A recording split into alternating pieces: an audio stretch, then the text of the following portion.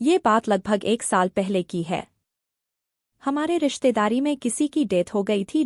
मेरे पति अपने काम धंधों में व्यस्त थे, इसलिए मुझे ही वहां जाना पड़ा। ट्रेन का सफर था और मुझे अकेले ही जाना था, इसलिए मेरे पति ने प्रथम श्रेणी एसी में मेरे लिए रिजर्वेशन करवा दिया था। रात को 10 बजे की ट्रेन थी। मुझे मेरे पति स्टेशन तक छोड़ने के लिए आए और मुझे मेरे कूप में बिठाकर टिकट चेकर से मिलने चले गए। मेरा कूप केवल 2 सीटों वाला था। अभी तक दूसरी सीट पर कोई भी पैसेंजर नहीं आया था। मैंने अपने सामान सेट किया और अपने पति की इंतजार करने लगी। थोड़ी ही देर में मेरे पति वापस आ गए। उनके साथ ब्लैक कोट में एक आदमी भी आया था। वो टिकट चेकर था। उसके उम्र करीब 26 साल की थी, रंग गोरा और करीब 5.25 फीट लंबा हैंडसम नवयुवक लग रहा था। मेरे पति ने उससे मेरा परिचय करवाया। वो आदमी केवल देखने में ही हैंडसम नहीं था, बल्कि बातचीत करने में भी शरीफ लग रहा था। उसने मुझसे कहा, चिंता मत कीजिए मैडम, मैं इसी कोच में हूँ, कोई भी परेशानी हो तो मुझे बता दीजिएगा, मैं हाजिर हो जाऊंगा। आपके साथ वाली बर्थ खाली है, अगर कोई पैसेंजर आया भी तो कोई महिला ही आएगी, इसलिए आप निश्चिंत होकर सो सकती हैं। उसकी बातों से मुझे और मेरे साथ साथ मेरे पति को भी तसल्ली हो गई। ट्रेन चलने वाली थी, इसलिए मेरे पति ट्रेन से नीचे उतर गए। उसी समय ट्रेन चलती, मैंने अपने पति को खिड़की में से बाय किया और फिर अपने सीट पर आराम से बैठ गई। दोस्तों, मुझे आज अपने पति से दूर जाने में बिल्कुल अच्छा नहीं लग रहा था। इसका कारण ये था कि मेरी महीना खत्म हुए अभी 1 ही दिन बीता था और जैसा कि आप सब लोग जानते हैं, ऐसे दिनों में शरीर की चाहत कितनी बढ़ जाती है। मैं अपने पति से जी भरकर प्यार करना चाहती थी, लेकिन अचानक मुझे बाहर जाना पड़ रहा था। इसी कारण से मैं मन ही मन दुखी थी। तभी कूप में वो हैंडसम टीटी आ गया। उसने कहा, मैडम आप गेट बंद कर लीजिए, मैं कुछ देर में आता हूँ, तब आपका टिकट चेक कर लूंगा। उसके जाने के बाद मैंने सोचा कि चलो कपड़े बदल लेती हूँ, क्योंकि रात भर का सफर था और मुझे साड़ी में नींद नहीं आती। ये सोचकर मैंने गाउन निकालने के लिए अपना सूटकेस खोला तो सर पकड़ लिया, क्योंकि मैं जल्दबाजी में गाउन के ऊपर वाला नेट का पीस तो ले आई थी, लेकिन अंदर पहनने वाला हिस्सा घर पर ही रह गया था। जो हिस्सा मैं लाई थी वो पूरा जालीदार था, जिसमें से सब कुछ दिखता था। करीब 2 मिनट बैठने के बाद मेरी अंतरात्मा ने मुझे एक नया निर्णय लेने के लिए विवश कर दिया।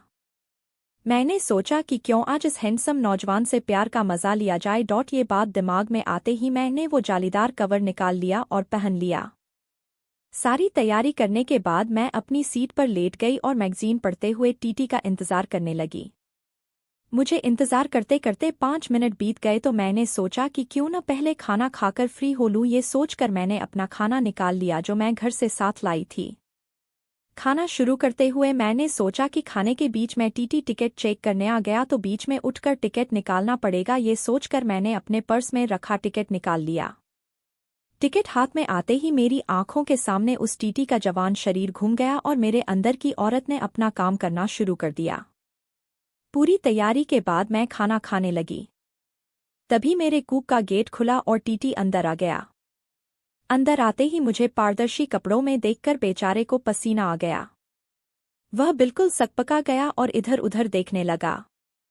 मैंने उसका हौसला बढ़ाने के लिए उसकी तरफ मुस्कुरा कर देखा और कहा, आइए टीटी साहब बैठिए, खाना लेंगे आप। मेरी बात सुनते ही वह बोला, नहीं मैडम आप लीजिए, मैं तो बस आपका टिकट टिक करने आया था। कोई बात नहीं, मैं कुछ देर बाद आ जाऊंगा, आप आराम से खा लीजिए।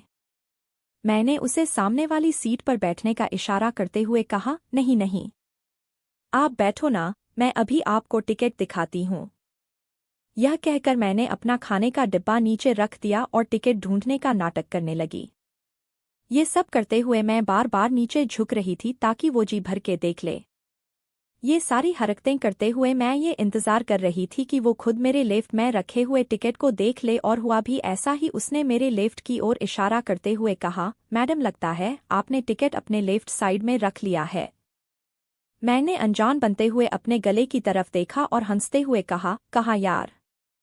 बोलते बोलते मैंने अपने खाना लगे हुए हाथों से उसको निकालने की नाकाम कोशिश की और इधर उधर से उंगली डालकर टिकट पकड़ने की कोशिश करते हुए उसे अपने लेफ्ट के दर्शन करवाती रही। जब मेरी उंगली से टकरा कर टिकट और अंदर घुस गया तो मैंने मुस्कुराते हुए उससे कहा, सॉरी यार, अब तो आपको ही मेहनत करनी होगी। मेरी बात सुनते ही वो उठकर मेरे पास आ गया और मेरे गाउन में हाथ डालता हुआ बोला, क्यों नहीं मैडम, मैं खुद निकाल लूंगा। ये बात कहते हुए वो बड़ी अदा से मुस्कुरा उठा था। उसने डरते डरते मेरे गाउन के अंदर हाथ डाला और टिकट पकड़कर बाहर खींचने की कोशिश करने लगा। वो बेचारा टिकट निकलने से डर रहा था, इसलिए मैंने उसको इशारा किया और बोली, हाँ, आप टिकट हाथ डालकर निकाल लो न प्लीज। मेरी बात सुनते ही उसके हौंसले बुलंद हो गए। मैं तो यही चाहती थी, इसलिए मैं उसकी तरफ देखकर मुस्कुराने लगी। मुझे मुस्कुराता देखकर वो खुश हो गया। उसके बाद उसने टिकट निकाल कर चेक किया और मेरी तरफ इशारे करते हुए बोला, आप खाना खा लीजिए, मैं बाकी सवारियों को चेक करके अभी आता हूँ। मैंने भी उसको खुला निमंत्रण देते हुए कहा, जल्दी आना। वो मुस्कुराता हुआ जल्दी से बाहर निकल गया। मैंने भी जल्दी जल्दी अपना खाना खाया और बड़ी बेसब्री से उसका इंतजार करने लगी। जितनी जल्दी मुझे थी उतनी ही उसे भी थी, इसीलिए वो भी 5-7 मिनट में ही वापस आ गया। अंदर आते ही उसने कूप अंदर से लॉक कर लिया और मेरे करीब आकर मुझे से बोला, आओ मैडम, आज आपको फर्स्ट एसी का पूरा मजा दिलवाऊंगा। मैंने भी हाँ दिए। करीब 2-3 मिनट के बाद वो अलग हुआ और लगभग गिड़गिड़ाते हुए बोला, मैडम, एक प्रॉब्लम है। मैंने पूछा, क्यों, क्या हुआ?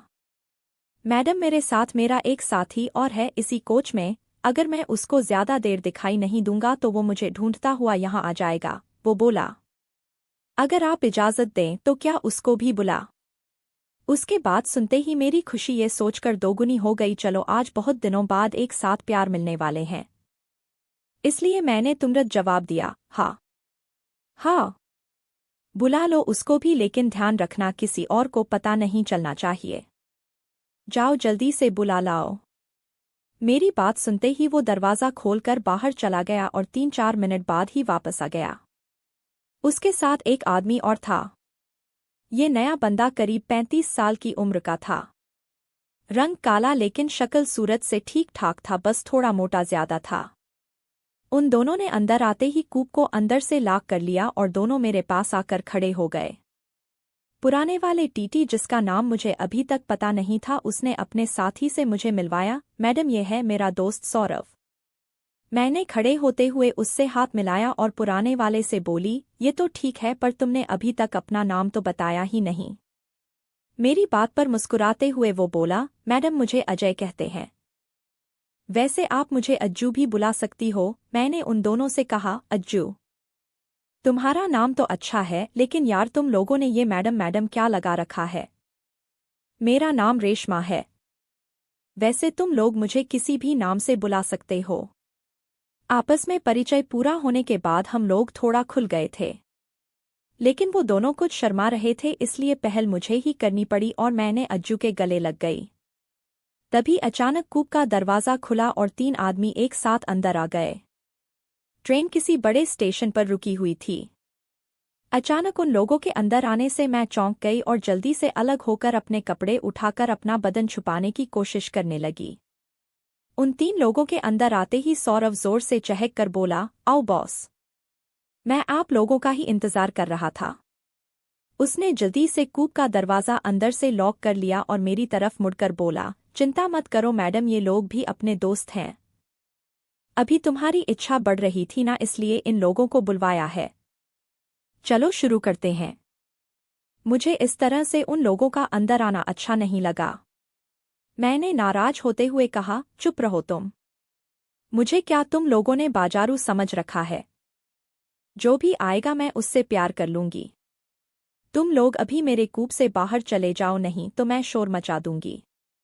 मेरे इस तरह नाराज होने से वो लोग डर गए और मुझे मनाते हुए सौरभ ने कहा, नहीं मैडम, ऐसा नहीं है, अगर आप नहीं चाहोगी तो कुछ भी नहीं करेंगे। जो लोग अभी अभी अंदर आए थे उनमें से एक ने कहा, नहीं मैडम, हमें तो अजय ने भेजा था, अगर आपको बुरा लगता है तो हम लोग बाहर चले जाते हैं।